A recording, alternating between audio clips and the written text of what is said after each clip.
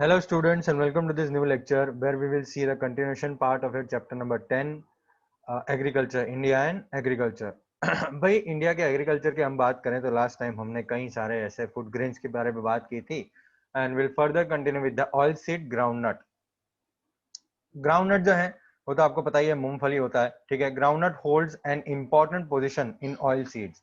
Oil seeds में groundnut बहुत ही important होता है, right. Black and a mixture of loamy and Sandy soil, land which would not retain water, 20 degree to 25 degree Celsius temperature and 50 to 70 centimeter rainfall are the favorable conditions of groundnut। भाई उसको soil कैसा चाहिए तो black soil चाहिए, ठीक है। Loamy और Sandy soil होना चाहिए, मिक्सचर होना चाहिए दोनों का। ऐसी जमीन जो वाटर ना पकड़े, ठीक है। 20 से लेके 25 डिग्री तक उसको टेम्परेचर चाहिए और 50 टू 70 सेंटीमीटर रेनफॉल उसको चाहिए होता है, उसका फेवरेबल कंडीशन है, ठीक है। ग्राउंडनट जो है वो खरीफ क्रॉप के रूप में ग्रो करता है और जहां पे ग्रो करता है वहां पे इरिगेशन फैसिलिटी भी होती है। समर में भी वो इरिगेशन फैसिलिटीज यूज करके ग्रो किया जाता है। गुजरात, आंध्र प्रदेश, तमिलनाडु, महाराष्ट्र ये सारे मेजर प्रोड्यूसर्स हैं ग्राउंडनट के, ठीक है। तो इंडिया जो है वो सेकंड रैंक में आता है चाइना के बाद इन द वर्ल्ड, ठीक है। ग्राउंडनट के प्रोडक्शन में चाइना नंबर 1 है, इंडिया नंबर 2 है ग्राउंडनट प्रोडक्शन में। गुजरात जो है वो पूरे कंट्री में सबसे ज्यादा ग्राउंडनट उगाता है। Gujarat leads the country in groundnut production. Districts of Junagadh, गिर, सोमनाथ, अमरेली, राजकोट, भावनगर ये सारे ग्राउंडनट प्रोड्यूस करते हैं। ग्राउंडनट ऑयल जो है, ठीक है, वो गुजरात में हम मूंगफली का तेल खाने के लिए भी यूज करते हैं। चलिए अब तिल की बात करते हैं। तिल तो आपको मालूम है छोटा सा व्हाइट कलर का, ब्लैक कलर का तिल होता है, राइट। तो तिल oil is used in India since ages. कई सालों से तिल ऑयल यूज किया जाता है। नॉर्थ इंडिया में वो रेन बेस्ड खरीफ क्रॉप है, ठीक है। साउथ इंडिया में वो राबी क्रॉप के रूप में उगाया जाता है और जैद क्रॉप में भी उगाया जाता है। इसका मतलब क्या हो गया बेटा कि नॉर्थ इंडिया में खरीफ खरीफ मतलब मानसून सीजन में भी वो ग्रो करता है। साउथ इंडिया में समर और विंटर सीजन में ग्रो किया जाता है। Almost all the states grow तिल, तो सारी स्टेट्स तिल ग्रो करते हैं। Among all oil seeds til has more content of oil. तिल में ज्यादा ऑयल होता है, ठीक है। In almost all parts of the world it is used as an edible oil, तो वो खाने के लिए यूज किया जाता है तिल का तिल। मेजर प्रोड्यूसर जो है वो है गुजरात, तमिलनाडु, वेस्ट बंगाल, कर्नाटका, मध्य प्रदेश। और गुजरात जो है वो फर्स्ट रैंक आता है इंडिया के अंदर, ठीक है, तिल के प्रोडक्शन में और एरिया सोन में भी। मतलब जहाँ पे उगाया जाता है वो सबसे ज्यादा तिल जो है वो गुजरात में अंदर उगाया जाता है और तिल का प्रोडक्शन भी ज्यादा होता है। बनासकाठा हमारे गुजरात के अंदर हम बात करें तो बनासकाठा में सबसे मैक्सिमम तिल बनता है। और हाँ, हम इंडिया जो है वो पूरे वर्ल्ड में मैक्सिमम एक्सपोर्ट करते हैं तिल का, ओके। मस्टर्ड की हम बात करें तो मस्टर्ड जो है वो राबी क्रॉप है और इम्पोर्टेंट क्रॉप है नॉर्थ इंडिया में।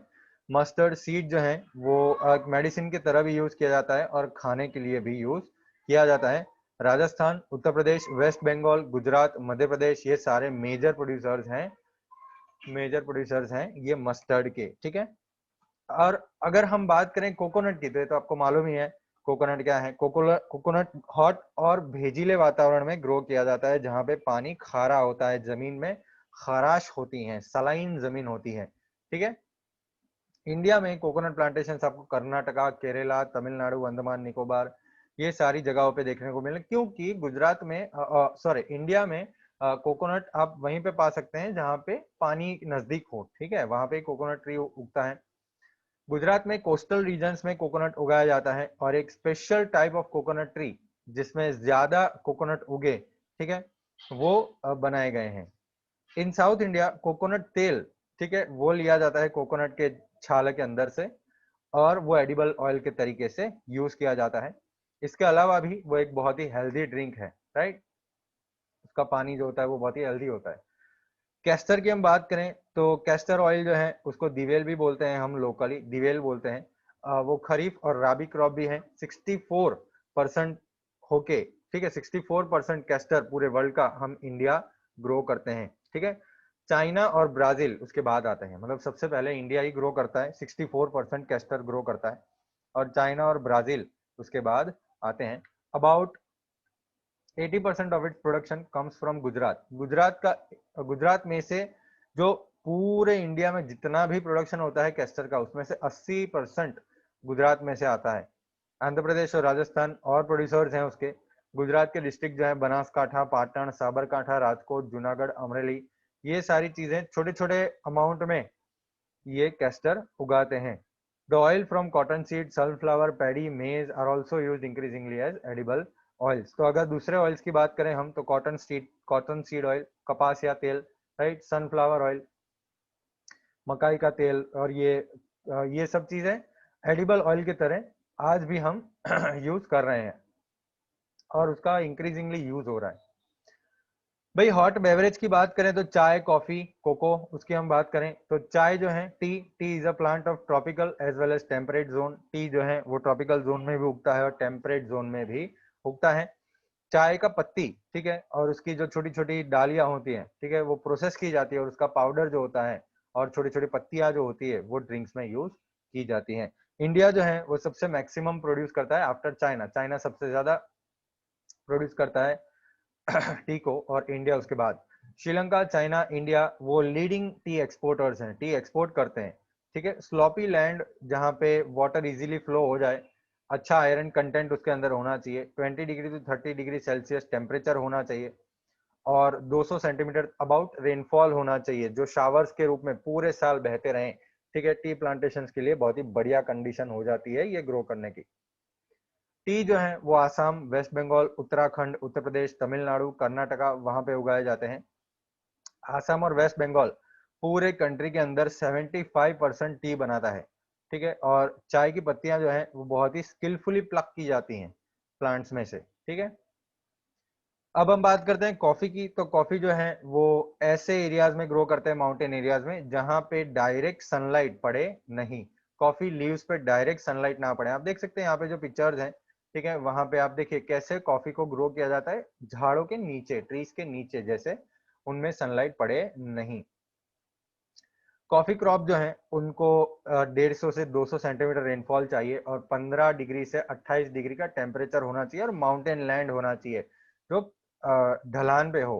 ठीक है, कॉफी सबसे ज्यादा कर्नाटका, केरला, तमिलनाडु में ग्रो की जाती है। कर्नाटका का कुर्ग एरिया बहुत ही फेमस है कॉफी प्रोडक्शन के लिए। और कॉफी सीड्स जो होते हैं वो नट्स में से लिए जाते हैं और ग्राइंड किए जाते हैं और ड्रिंक की तरह हम यूज करते हैं उसको। कोको की हम बात करें तो कोको जो है वो कोको फ्रूट में से लिया जाता है। कोको एक बेवरेज है, बेवरेज मतलब आप पीते हैं कोको। ठीक है, चॉकलेट प्रिपेयर होता है कोको में से। उसको क्लाइमेट कैसा चाहिए, तो भाई एक हॉट और ह्यूमिड क्लाइमेट चाहिए और जहां पे एक्सेसिव रेनफॉल हो। अफ्रीकन कंट्रीज उसके मेजर प्रोड्यूसर्स हैं और कोको प्रोडक्शन जो है वो केरला, कर्नाटका, आंध्र प्रदेश, तमिलनाडु में ज्यादा उगाया जाता है। अब थोड़े इंपॉर्टेंट क्रॉप्स की बात करें तो वो है कैश क्रॉप्स, जो है कॉटन। कॉटन एक खरीफ क्रॉप है। खरीफ का मतलब मानसून सीजन में उगाया जाता है, राइट। और कॉटन जो है वो बहुत ही इंपॉर्टेंट प्लेस है हमारे गुजरात के अंदर भी, बहुत इंपॉर्टेंट प्लेस वो धराता है। वर्ल्ड लेवल पे इंडिया सेकंड प्लेस पे आता है प्रोडक्शन में, यूजेज में और एक्सपोर्ट करने में। ठीक है, कॉटन सीड के बिना वो कॉटन प्लांट से लिया जाता है और कॉटन को व्हाइट गोल्ड बोला जाता है इंडिया का। ठीक है, व्हाइट गोल्ड। उसके अलावा कॉटन सीड ऑयल जो है, ठीक है, वो खाने के लिए भी हम बनाते हैं, कपासिया तेल होता है, राइट। और उसके ऑयल केक जो होते हैं वो एनिमल फूड के लिए भी यूज करते हैं हम। उसको कैसा सॉइल चाहिए, तो भाई ब्लैक और लावा सॉइल चाहिए, जिसमें ज्यादा ह्यूमिडिटी हो लंबे समय तक और जिसमें बहुत सारे मिनरल कंटेंट हो। गर्म और भेजीला तापमान चाहिए उसको, और 20 to 35 डिग्री सेंटीग्रेड टेम्परेचर चाहिए। 30 to 70 सेंटीमीटर रेनफॉल उसको चाहिए। ये है फेवरेबल कंडीशंस कॉटन को ग्रो करने के। भाई सीजन में कॉटन जो है वो 6 से 8 महीने ग्रो किया जाता है। ठीक है, और जब बहुत ही ठंडी पड़ जाती है तो वो कॉटन क्रॉप को डैमेज कर जाती है। इंडिया में सबसे ज्यादा कॉटन बनाने वाले राज्य हैं गुजरात, महाराष्ट्र, तेलंगाना, कर्नाटका, आंध्र प्रदेश, हरियाणा, राजस्थान, पंजाब, तमिलनाडु, उड़ीसा। और गुजरात के फार्मर्स ने बीटी कॉटन सीड्स यूज किए हैं। बीटी कॉटन सीड्स एक टाइप के ऐसे सीड्स हैं जिसके अंदर एक बैक्टीरिया होता है जो जो भी कीड़ा खाने आता है, ठीक है, वो कॉटन को, वो सीड में कीड़ा लग जाता है, तो वो कॉटन को जो कीड़ा खाने आता है, वो कीड़ा वो बीटी कॉटन सीड जो होते हैं, ठीक है, उसको छूते ही वो कॉटन सीड से जो बैक्टीरिया होते हैं वो कीड़े पे लग जाते हैं और कीड़ा मर जाता है। तो ये बीटी कॉटन सीड्स उन्होंने एक्सेप्ट किया हमारे गुजरात के फार्मर्स ने, और इंडिया में सबसे बढ़िया कॉटन ग्रो करता है गुजरात, सबसे पहला आता है प्रोडक्टिविटी टोटल प्रोडक्शन में, और क्वालिटी भी गुजरात की कॉटन की बढ़िया है। हमारे गुजरात के अंदर सुरेंद्रनगर, राजकोट, वडोदरा, अहमदाबाद, साबरकांठा, महसाणा, बोटाद, भरूच, खेड़ा, सूरत, पंचमहाल, अमरेली, भावनगर, पाटन, जूनागढ़, जामनगर, ये सारी जगहों पे कॉटन ग्रो किए जाता है। यहाँ पे हमारे पास एक मैप है जो जूट, शुगरकेन और कॉटन हमको बताता है। तो जूट और शुगरकेन पढ़ने के बाद हम मैप पे वापस आते हैं। शुगरकेन की हम बात करें तो शुगरकेन जो है वो मेजर क्रॉप है हमारा, ठीक है। शुगरकेन जिससे शुगर निकलती है, राइट, जिसको हम शेरडी भी बोलते हैं गुजराती में। तो मैक्सिमम शुगरकेन जो है वो इंडिया में ग्रो किया जाता है पूरे वर्ल्ड में, और इंडिया जो है प्रोडक्शन में नंबर 2 आता है ब्राजील के बाद। तो नंबर 1 आता है शुगरकेन ग्रो करने की बात आए, ठीक है, खेती करने की बात आए तो नंबर 1 इंडिया आता है, और प्रोडक्शन में इंडिया सेकंड आता है ब्राजील के बाद। Sugar, gur, khandsari and ethanol are produced out of sugarcane. भाई शुगरकेन में से ये सारी चीजें बनती हैं, शुगर, गुड़, खांडसरी और इथेनॉल। ब्लैक फर्टाइल एलुवियल लावा सॉइल, भाई इसको रहने के मतलब प्रॉपर कंडीशंस कैसे हैं भाई, तो कंडीशंस कौन से चाहिए इसको, तो ब्लैक फर्टाइल एलुवियल लावा सॉइल।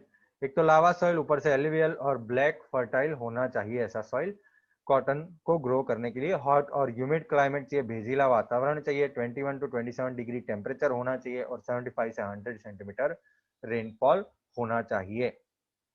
हमारे हम पूरा इंडिया की बात करें तो उत्तर प्रदेश उपजाऊ जमीन में नंबर 1 आता है, ठीक है। मतलब शुगर केन जहाँ पे ग्रो किया जाता है खेती में, पर हेक्टर प्रोडक्शन में उत्तर प्रदेश नंबर 1 आता है। फिर महाराष्ट्र आता है, ठीक है। महाराष्ट्र जो है वो प्रोडक्शन में आगे है।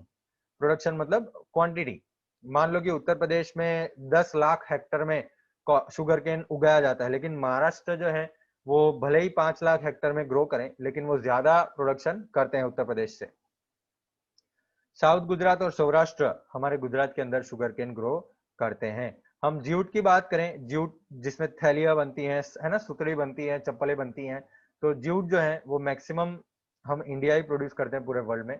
जूट फाइबर को गोल्डन फाइबर कहा जाता है। इससे जूट क्लोथ्स बनते हैं, गनी बैग बनते हैं, मैट्रेसेस बनते हैं, डोरिया बनती हैं, बैग बनते हैं, फुटवेयर बनते हैं, हैंडीक्राफ्ट आइटम बनते हैं। ये सारी चीजें जूट से बनती हैं। भाई इंडिया में स्ट्रॉन्ग कंपटीशन है बांग्लादेश के साथ, ठीक है, with regard to cheap labour in jute industry. तो इंडिया और बांग्लादेश के साथ कंपटीशन क्या है भाई, कि भाई सबसे सस्ता लेबर जूट इंडस्ट्री में किसके पास होता है। जूट जो है वो फर्टाइल सॉइल उसको चाहिए, और डेल्टा रीजन होना चाहिए। डेल्टा रीजन मतलब जहाँ पे नया सेडिमेंट डिपॉजिट हो हर साल, ठीक है, नए सॉइल डिपॉजिट हो, ऐसा रीजन होना चाहिए। हॉट और ह्यूमिड क्लाइमेट इसको चाहिए, 30 से 40 डिग्री टेम्परेचर चाहिए, और 100 सेंटीमीटर से ज्यादा रेनफॉल होनी चाहिए। जूट जो है वो गंगा डेल्टा में ग्रो किया जाता है, वेस्ट बंगाल, आसाम, बिहार, उड़ीसा, उत्तर प्रदेश वाले एरियाज में जहाँ पे गंगा है और उसके आजू बाजू डेल्टा रीजन है। टोबैको की हम बात करें उससे पहले हम वो मैप देख लेते हैं जहाँ पे जूट, शुगर केन और कॉटन हम देख रहे हैं। तो आप देख सकते हैं यहाँ पे कि जूट जो है वो उड़ीसा वाले पूरे रीजन में आपको देखने को मिलेगा, ठीक है। थोड़ा जो गंगा वाला एरिया है वहां पे आपको देखने को मिलेगा, गंगा और ब्रह्मपुत्र वाला एरिया, ठीक है, वहां पे आप जूट देख सकते हैं।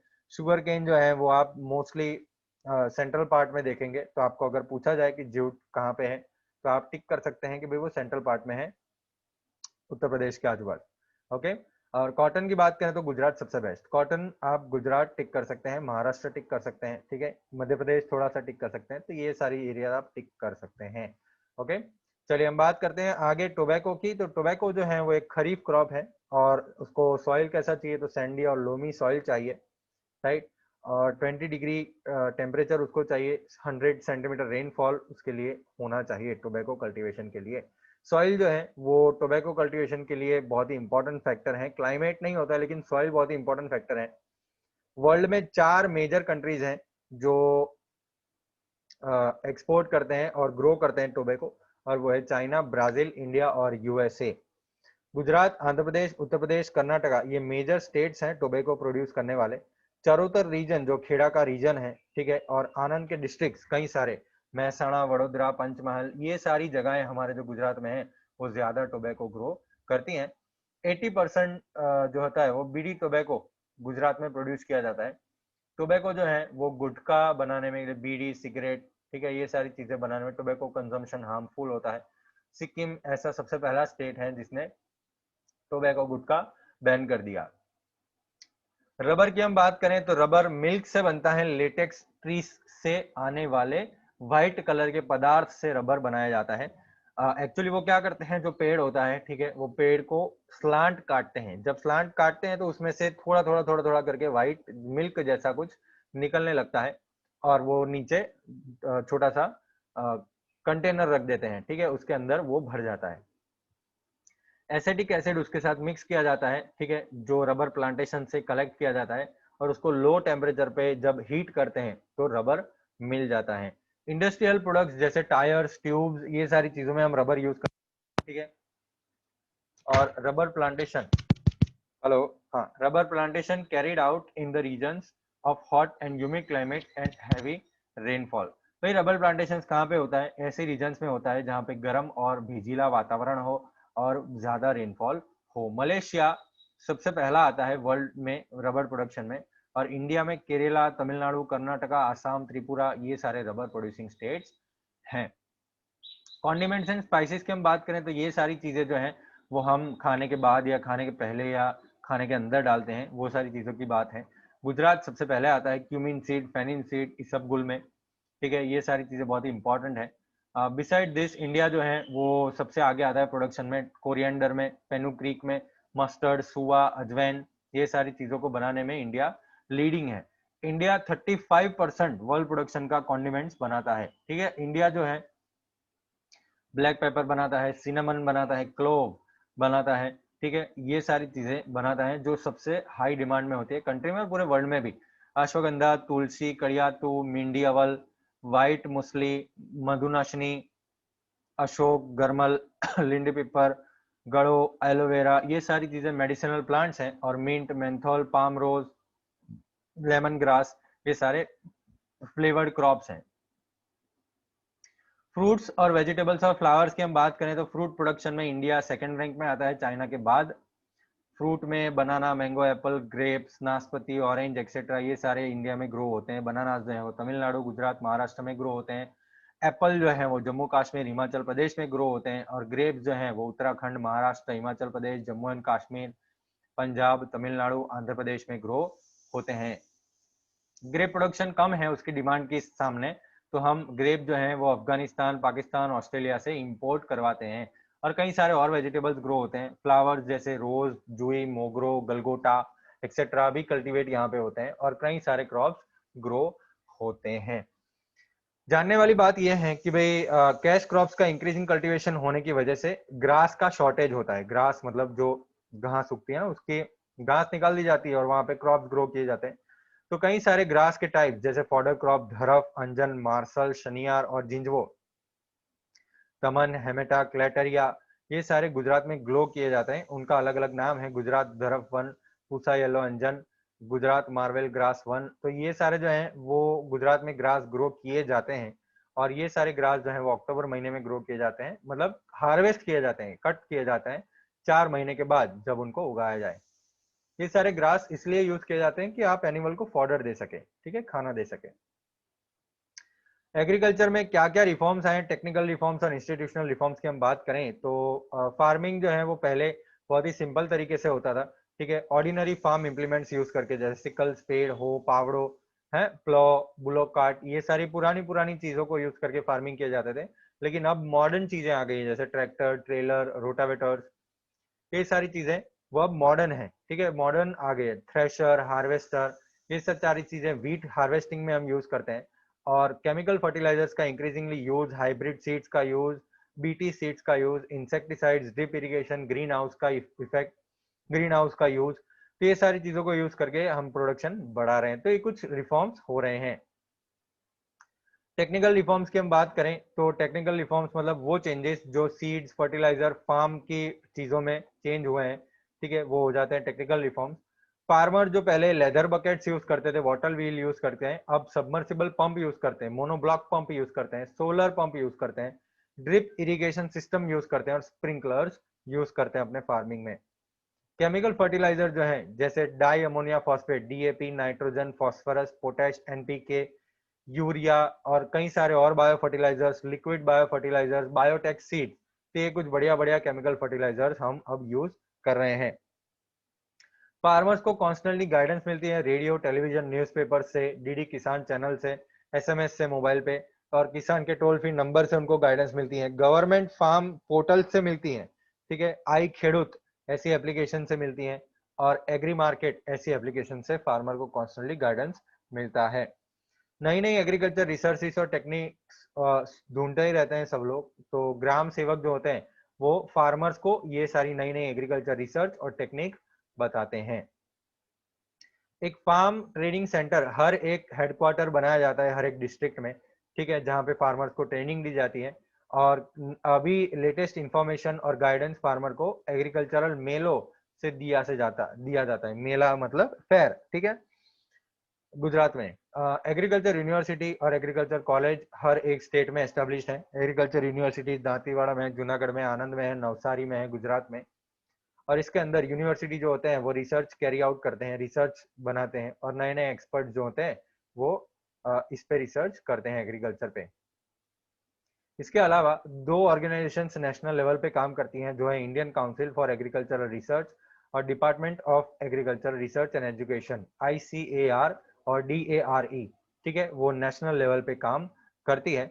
इंस्टीट्यूशनल रिफॉर्म्स की हम बात करें तो रिफॉर्म्स जो लैंड ओनरशिप में है, क्रॉप सब्सिडी में है, ठीक है, फार्म प्रोड्यूस के सेल में उनको हेल्प की जाती है, तो ये सारी चीजों में जो रिफॉर्म्स होते हैं वो है इंस्टीट्यूशनल रिफॉर्म्स। भाई गवर्नमेंट ने लैंडलॉर्डिज्म जो है वो डिस्कार्ड कर दिया, ठीक है, जमींदार सिस्टम जो पहले चलता था वो डिस्कार्ड कर दिया, वो बंद कर दिया, और एक्सप्लॉयटेशन जो फार्मर्स का होता था पहले वो रोक दिया। Land to the tiller act के अंतर्गत जो जमीन होती है, ठीक है, वो जो खेड़ते हैं मतलब जो जमीन पे काम कर रहे होते हैं उनको राइट दिया गया है कि वो ओनर बन सके वो जमीन के, ठीक है। लैंड ओनर्स में जो ऊंच नीच थी वो रिमूव की गई लैंड सीलिंग एक्ट के अंतर्गत। फार्मर्स को फाइनेंशियल हेल्प दी गई, ठीक है, किसान क्रेडिट कार्ड और नेशनल कोऑपरेटिव बैंक ये सारे क्रेडिट कार्ड इश्यू करते हैं और लोन्स दी जाती हैं फार्मिंग में। फार्मर जो है उनको इंश्योरेंस प्रोटेक्शन दिया जाता है prime minister crop insurance scheme के अंतर्गत, कि भाई उनके जो फार्म्स हैं वो फुल इंश्योर्ड रहते हैं। अगर खेती में वो पाक नहीं उगा पा रहे हैं तो वो मतलब उग रहे हैं लेकिन कुछ वजह से वो बिगड़ गए हैं तो उनको इंश्योरेंस मिलता है। जब क्रॉप्स फेल हो जाते हैं, ठीक है, जब अकाल पड़ता है या एक्सेसिव रेन आ जाता है तो फार्मर्स को गवर्नमेंट फाइनेंशियल हेल्प देती है, लीगल सपोर्ट देती है, ऑक्शन प्रोसेस में हेल्प करती है, अपने फार्म प्रोडक्ट्स को मार्केटिंग यार्ड्स में बेचने के लिए वो हेल्प करती है, ठीक है। ऐसी फैसिलिटीज जैसे cooperative society, market association, cooperative warehouses, cold storages, transportation and communication, ऐसी फैसिलिटीज फार्मर को दी जाती हैं जिससे वो अपना मिनिमम सपोर्ट प्राइस ले सके अपने फार्म प्रोडक्ट के लिए, ठीक है। मिनिमम सपोर्ट प्राइस मतलब वो एक प्राइस नक्की किया जाता है कि भाई इतना प्राइस तो देना ही पड़ेगा। ऐसी ऑर्गेनाइजेशंस जो आपकी स्क्रीन पे आपको दिख रही है वो फार्मर को सपोर्ट प्राइजेस में हेल्प करती हैं, जैसे NAFED, national agriculture cooperative marketing federation of India, Gujarat cooperative oil seeds growers federation GROFED, और national dairy development board NDDB, ठीक है। ओके, अब हम बात करते हैं ग्रीन रिवॉल्यूशन की। तो ग्रीन रिवॉल्यूशन एक ऐसा टॉपिक है जो हमने 1960 के बाद हमने यहाँ पे अटेन किया है, ठीक है, लेकिन उससे पहले हमारे कंट्री के अंदर शॉर्टेज रहती थी फूड ग्रेन्स की, ठीक है, फूड ग्रेन्स की शॉर्टेज रहती थी, हम पूरा नहीं कर पाते थे, हमारे कंट्री के सारे लोगों को जितना फूड ग्रेन्स चाहिए वो हम उगा नहीं पाते थे, ठीक है। और हमारे जैसे एक एग्रेरियन कंट्री जो एग्रीकल्चर पे बेस्ड है उनको फूड ग्रेन्स इंपोर्ट करने पड़ते थे, तो ये स्ट्रगल थी हमारे लिए एक डिपेंडेंट रहने की दूसरे कंट्रियों पे। एग्रीकल्चर प्रोडक्शन का बहुत ही एक्स्ट्रा ऑर्डिनरी इंक्रीज हो जाना because of the improved seeds, हमने बढ़िया सीड्स यूज किए, केमिकल फर्टिलाइजर्स यूज किए, फार्मर्स की मेहनत की वजह से और इलेक्ट्रिसिटी डिस्ट्रीब्यूशन की वजह से इरिगेशन फैसिलिटीज हर जगह पे पहुंचने लगी। ये सारी चीजों से जो प्रोडक्शन इंक्रीज हुआ एग्रीकल्चर के अंदर उसको हम बोलते हैं ग्रीन रिवॉल्यूशन। भाई ऑब्जेक्टिव क्या था ग्रीन रिवॉल्यूशन का? ये की ऑब्जेक्टिव था कि भाई हमारा जो एग्रीकल्चर प्रोडक्शन है वो हम इंक्रीज करें, फार्मर्स को एनकरेज किया गया, फार्मर्स को बढ़ावा दिया गया कि आप केमिकल फर्टिलाइजर यूज करें, इंसेक्टिसाइड यूज करें, और इसी वजह से हमने एग्रीकल्चर प्रोडक्शन में सबसे बढ़िया इंक्रीज किया। व्हीट और प्रेडी का एक रिकॉर्ड ब्रेकिंग प्रोडक्शन इंक्रीज हुआ था ग्रीन रिवॉल्यूशन की वजह से, और हमारे यहाँ पे जो फूड ग्रेन्स की स्कैरसिटी थी, ठीक है, खपत थी, वो अब बढ़िया हो गई। अब हमारे पास सफिशिएंट स्टोरेज है फूड ग्रेन की, ठीक है। इंडिया में अकाल पड़ना, सूखा पड़ना, ठीक है, बरसात ज्यादा आ जाना, तो ये सारी चीजें का प्रॉब्लम रहता था, ठीक है। अब ग्रीन रिवॉल्यूशन की वजह से उसकी बुरी इफेक्ट हम पे पड़ती नहीं है। हमारे पास फूड ग्रेन स्टोर में पड़े होते हैं, स्टोरेज में पड़े होते हैं, और हमारे जो अकाल वाला जो सिचुएशन है वे हम शांति से गुजार सकते हैं। अब भैया आज ग्रीन रिवॉल्यूशन में हमने एक सेल्फ सफिशिएंसी अटेन कर दी है। सेल्फ सफिशिएंट मतलब हम अपना ही खाना हम खुद बना सकते हैं, एग्रीकल्चर ग्रो कर सकते हैं फूड ग्रेन्स में, तो एक बहुत ही हिस्टोरिक अचीवमेंट है, ठीक है। Production of the cash crops की प्रोडक्शन इंक्रीज हुए हैं, पल्सिस सीरियल्स की भी उसके सामने डिक्रीज हुए हैं, ठीक है। तो कैश क्रॉप्स की प्रोडक्शन इंक्रीज हुए हैं और पल्सिस सीरियल्स की डिक्रीज हो गई हैं with the repetition of the same crop repeat कर रहे हैं हम। तो ऐसे स्टेज पे हमको पहुंचने के लिए, जो पूरे दुनिया में लोग पहुंचे हुए हैं, ठीक है, डेवलप कंट्रीज पहुंचे हुए हैं, ऐसे स्टेज पे पहुंचने के लिए हमको एक ज्यादा और बेटर टेक्नोलॉजी चाहिए। हमारे एग्रीकल्चर फील्ड के अंदर एक बढ़िया टेक्नोलॉजी की जरूरत है, और हमको रेडी रहना है नया एक ग्रीन रिवॉल्यूशन के लिए। चलिए स्टूडेंट्स, यहाँ पे हम स्टॉप करते हैं। Role of agriculture in Indian economy से हम बात करेंगे और देखेंगे क्वेश्चन आंसर्स भी नेक्स्ट लेक्चर में, ठीक है। Role of agriculture in Indian economy से हम आगे बात करेंगे। आपका होमवर्क है कि आपको ये एक बार पढ़ लेना है, ओके। चलिए बाय बाय।